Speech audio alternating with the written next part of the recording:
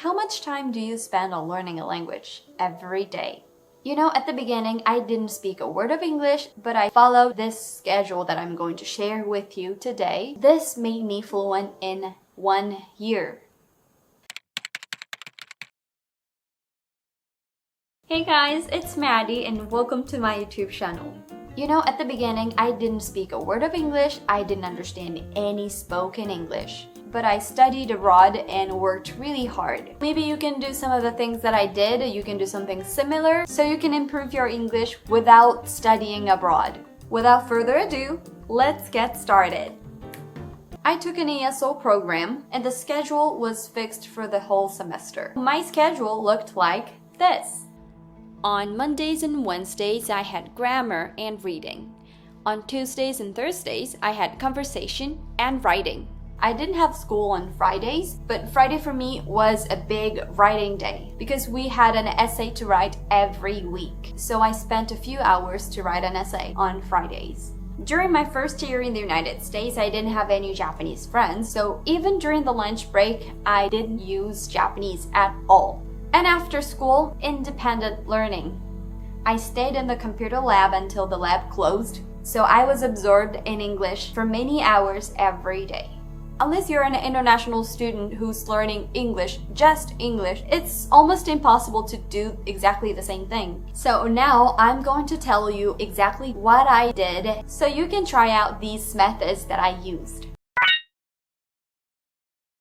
Let's start with reading. In reading, we did timed reading. You use a stopwatch, and here's how it goes. You read a story that comes with some questions to answer after reading. When you start reading, you start the stopwatch too, and when you're done reading, you stop it and keep the record of how fast you've read. Then you start answering questions, but you have to answer the questions without rereading. You can't look at the story again. So, if you don't read properly, maybe you don't remember the story and you can't answer the questions. So next time you have to read more slowly and more carefully. If you answer the questions correctly, then you should be able to go faster. So you have to try reading faster next time. So this way, you know how you should improve your reading skills. Should you read faster or more carefully? So that was the first part of the reading class. After that, we used our textbooks. It was really helpful to read in class, like with everyone together, because you can discuss with others when you're in class. For example, if you were reading an article about sleep, the teacher would ask you and your classmates, how long do you usually sleep? Then you talk about yourself. Usually I sleep 7 hours a day, but last night I barely slept because I had to do this, something like that. But why does it help?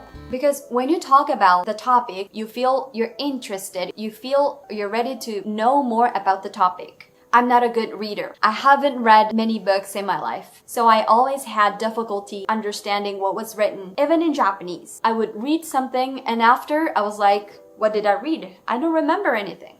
But I learned how to be an active reader. So, I created a free newsletter to help you be an active reader. I will send you a link to a web article every week, which I want to read with you all. So you click it and read it. You can stop the video and try reading it if you want. When you're done reading, you go back to the email and read my questions to see if you can answer all of them. The answers are at the bottom of the email. If you can't answer, read my comment. I always write what I felt reading the article, so you could agree or disagree with me. And ask yourself what you feel reading this article. What comes to your mind? Then try reading the whole article again. Because when you have an opinion on the topic, you read better. After doing the questions, I recommend writing your own comment on the website. Because writing boosts your English skills. To receive the newsletters, check out the link in the description.